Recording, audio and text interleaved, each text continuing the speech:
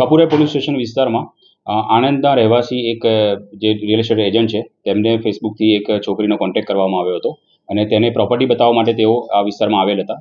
તે દરમિયાન જ્યારે પ્રોપર્ટી બતાવતા હતા, પોતાની ગાડીમાં એમને લઈ જતા હતા, ત્યારે રસ્તામાં એમને 4 અલગ માણસો આવીને એમને રોક્યા અને પોલીસવાળા છે અને પોલીસમાંથી અમે આવીએ છીએ, ક્રાઇમ બ્રાન્ચમાંથી અમે આવીએ છીએ અને તમે ખોટા કામ કરો છો તેમ કરીને તેમને ગાડીમાં બેસાડીને તેમની પાસેથી પૈસા અને તેમને પહેરેલી વીંટી પડાવી લીધેલ હતી. આ ઘટના અમારા ધ્યાને આવી. ત્યારબાદ લોકલ પોલીસ સ્ટેશનથી અને અમારી એલસીબીના માણસો દ્વારા તપાસ હાથ ધરવામાં આવી, સીસીટીવી ચેક કરવામાં આવ્યા, હ્યુમન ઇન્ટેલિજન્સ અને ટેકનિકલ ઇન્ટેલિજન્સનો ઉપયોગ કરીને તમામ આરોપીઓને ધરપકડ કરવામાં આવી છે. જે આરોપીઓ પકડાયા છે તે અગાઉ પણ કોઈ આ પ્રકારના ગુનાઓ દાખલ થયા હોય? અમે જે આરોપી પકડ્યા છે એમાંના એક આરોપી વોન્ટેડ છે. સુરતના સારોલી પોલીસ સ્ટેશન અને કતારગામ પોલીસ સ્ટેશનમાં તે વોન્ટેડ છે.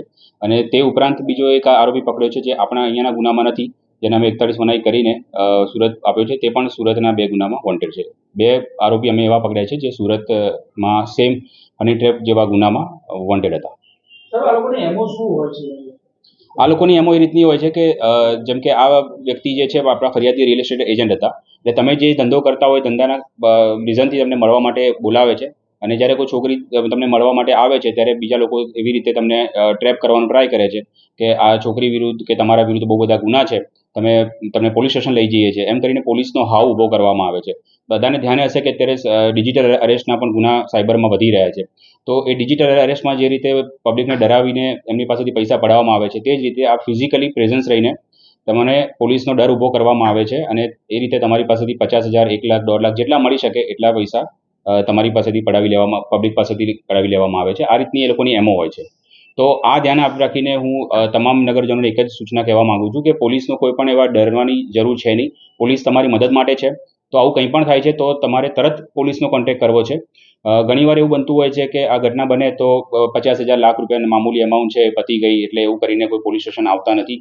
અને જે પોલીસ સ્ટેશન આવે છે તો પોલીસ સારી રીતે મહેનત કરીને આરોપી પકડે પણ છે. તો પોલીસથી ગભરાવાની જરૂર નથી અને કંઈ પણ આવી ઘટના બને છે તો તરત જ કંટ્રોલ રૂમમાં કોલ કરીને પોલીસનો કોન્ટેક્ટ કરી શકો છો. પોલીસ ઘટના સ્થળે પહોંચીને જલ્દીથી કાર્યવાહી હાથ ધરશે.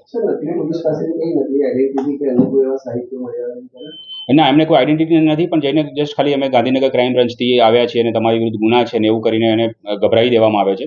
તો એવા કોઈ આઈડી પ્રૂફ કેવું નથી મળ્યા, પણ નકલી પોલીસ હોવાનું એમણે જાહેર જે તે ફરિયાદી સામે કરેલ હતું.